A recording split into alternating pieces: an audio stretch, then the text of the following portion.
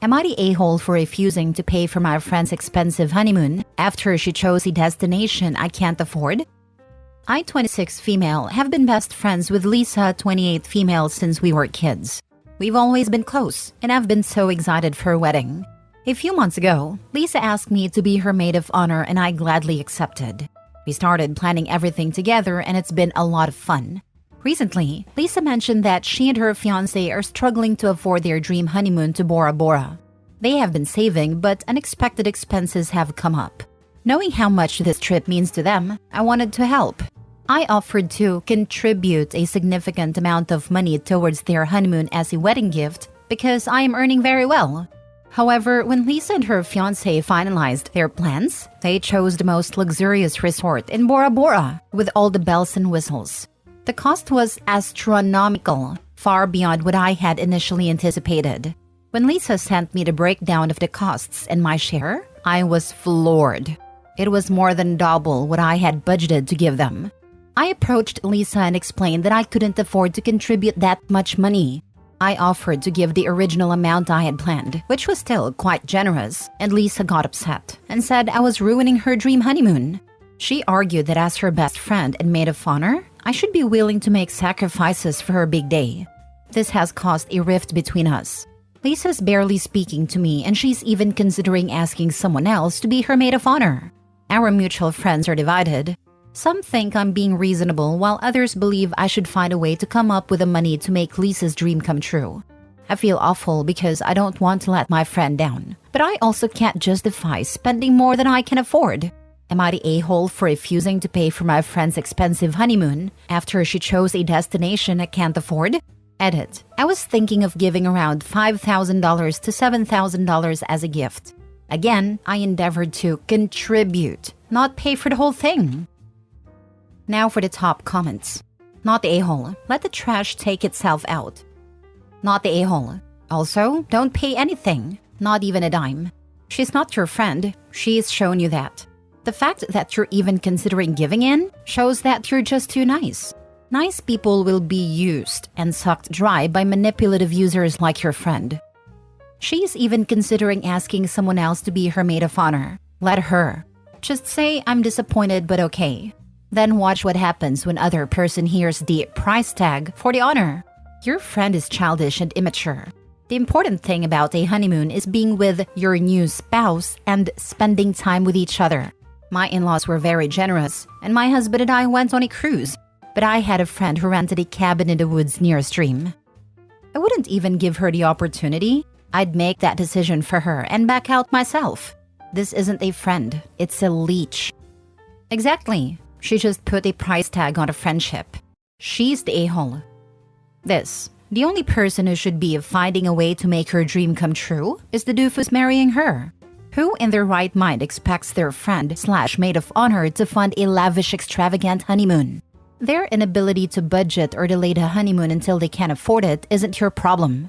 I'd take the money I'd budgeted to give them and go on vacation myself to decompress from dealing with the crazy. She took your kindness and ran with it. It would be a drastically different situation to work with you and be reasonable. If you make her dream come true this time, you can also expect to be approached when they have kids and can't afford them either. And then for private school, you'd be teaching her that your boundaries are to be stomped on and that entitlement is rewarded. Preferably to Bora Bora. Next story. Am I the a-hole for leaving the vacation after my brother expected us to be free babysitters? My brother and sister-in-law invited my wife and I to go on vacation this week with them and their 3 children, 3, 7, and 10. When I say invited, I mean that they asked us to go to the cabin our parents own. They weren't paying for anything for us, which is relevant. Also relevant is that my wife takes their 3-year-old for the day, 3 to 5 days out of the week. It's supposed to be 3, but they often drop him off more. So anyway, we all head up to the cabin together, and the first night, they ask if we can stay in so they can have a date night, which we were fine with. But then the next day, 10-year-old wanted to do something that the younger 2 couldn't participate in, and they expected us to just take the other 2. We were upstairs getting ready for the day, and sister-in-law came to our room and said, "We're going to go do activity," and didn't tell us she left the younger 2 downstairs. So we were extremely annoyed. Then that afternoon, my wife and I decided to go bar hopping, and sister-in-law got upset and said, "I thought this was a family vacation," which felt rich considering she'd left her 2 kids for 4 hours that morning. So my wife and I went anyway, and when we got back we were pretty drunk, and brother said something snarky about us being hung over the next day. We weren't. The next day, we go to the lake and my wife and I go get drinks. And sister-in-law pulled my wife aside and said she didn't think we should be drinking while watching the kids. At that point, I was really done, and it turned into an argument where my brother said they brought us on a family vacation, and I pointed out we were all there for free. And he said that he thought we were going to help out. So, my wife and I left to go get our own place to stay. And now sister-in-law is texting pictures to us, saying the kids are hurt that we left, and that her and my brother are so confused, etc., acting like we are being unreasonable. And from my perspective, this is a vacation for us as well, not an extension of what my wife does for them all the time, for free. Am I the a-hole? Not the a-hole. WTF. They seriously are delusional if they think that you and your wife aren't allowed to drink or do anything but watch their kids, while they have fun. You were right to leave when it became obvious that it wasn't a vacation for you, but rather a babysitting trip. After that ridiculousness, I wouldn't even be watching their kids 3 times a week anymore, since it's obvious they don't respect you or your time. But that's just me being petty. Agreed, and I love the emotional guilt trip of texting pictures of their kids. That's some serious narcissistic BS. I'd send some back with thumbs up from the bar, sipping a cocktail. But I'm petty. They are taking advantage of you. I think you need to wean them off the expectation that you and your wife are their unpaid nannies. Wife needs to be unavailable to sit. When your sister-in-law drops by with the kids, don't answer. Or grab your purse and be just heading out. Or better yet, no. You don't owe them an answer or an explanation of why you don't want to be constantly roped into parenting their kids. Or just start taking shots anytime you're around them. This works because you're not fit to babysit. And it numbs the entitled a-holery of your brother and sister-in-law. I fully agree the wife needs to stop babysitting. 3 to 5 days a week unpaid is disrespectful. I'm sure there are way more things she'd rather be doing. OP, back your wife in this. Heck, tell them it's your deal, because they're obviously being entitled. I've been telling my wife we need to cut back the babysitting, but she genuinely enjoys it. I do need to make sure she develops boundaries about how many times a week, and start and end times though. Next story. Am I the a-hole for canceling my vacation because my sister is sending her kids? We've been planning a family vacation for months. This would be my first vacation in 15 years, and it's kind of a big deal. I was recently diagnosed with ADHD, and this year is just the first year I've enjoyed getting out. My sister has had her struggles in her adult life, and she has 3 kids that spend half their time with their grandparents/my parents. They're fun kids, but they aren't well-mannered. They don't listen unless it involves yelling or being asked multiple times. Telling them to not do something often results in them doing it when nobody's looking. Today we get together for Father's Day, and I find my sister isn't going, but she's still sending her kids. This frustrated me quite a bit, but I definitely wasn't going to speak my mind around the kids. I decided to give it a few hours and reset to observe what I could expect. 3 kids spanning 4 to 6 just bullying adults until they get what they want. My vacation quickly began to look like I was just leaving the state to babysit. I'm not a parent, I'm not good with kids, but I don't hate kids. I don't want to spend my week trying to get a handle on 3 kids at a campground, despite my parents would still do most of the work. I told my parents I wasn't going on vacation, and that I didn't sign up to watch my sister's kids. I know my mom feels terrible, and I feel like I've put her in a difficult spot. My sister has a job and boyfriend and less free time than I'm sure she'd like, but she's no single mom with no support system. I don't think it's right to just expect someone to take your kids on vacation while you sit at home. Am I the a-hole? Now for the top comments. No, it's your vacation, and if you won't have a good time, then don't go. It seems a valid reason to say no. Looks like a lot of people are going to be away. Sounds like the perfect opportunity to have a quiet staycation. Nope, they are her circus, her clowns. There is nothing wrong with taking a vacation for yourself. Sounds like sister is trying to get a vacation for herself away from the kids by taking advantage. What a prick. The kids that she only had 50% of the time anyway. Ignore them, not a-hole, but please take a vacation of some kind. One you will enjoy. Oh, I've got a few much-needed life upgrades on the way instead, and few parks around me to still make it out on the water. Appreciate the kind words. Solo travel isn't for everyone, but I have grown to love it over the past couple of years. I'm married and have 2 excellent teens, but I'm the one in charge of everything when we take trips and it isn't very relaxing. I would never take my nephews/nieces on a trip at 4 to 6 years old, let alone my only opportunity to get away. Mini update. Thanks all. I was feeling pretty crappy and selfish with the plans of leaving tomorrow morning. After calming down and reading your responses, I think I made a right and understandable choice. I'm going to stick to it. To those wanting to make sure I get a good vacation, I promise to make it my most enjoyable and active staycation to date. I still have a state park pass, and kayaks aren't bad. I'll certainly make the most of it. Next story. Am I the a-hole for being upset that my wife didn't give me what I wanted for Father's Day to get back at me?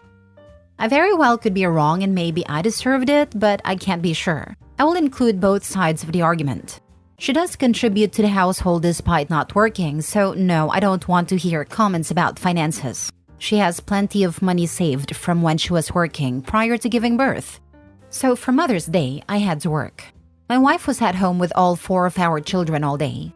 Our kids are 13, 10, 9, and 6 months. I had been working for 2 weeks straight at that point and hadn't gotten the opportunity to grab her anything for Mother's Day.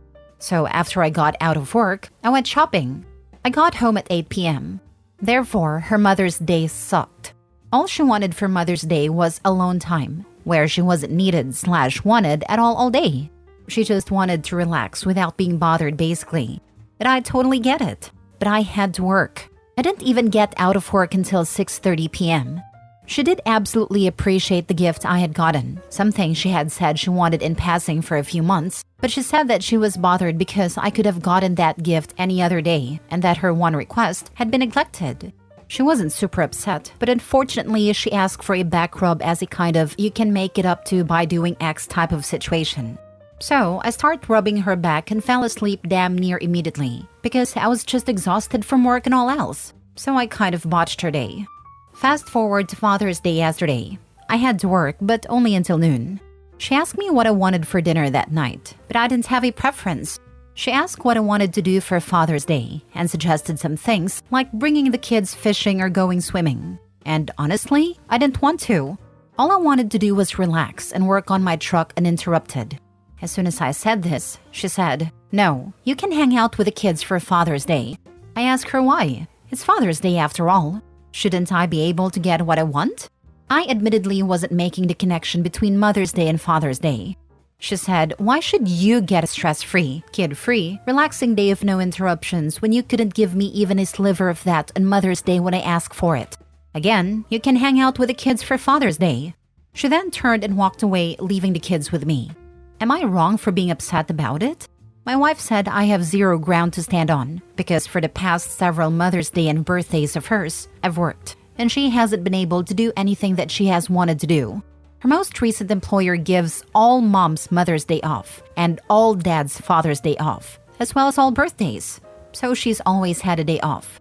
But I never have those days off. So it's difficult to do anything for her those days. Why didn't you give her a makeup day on your next day off?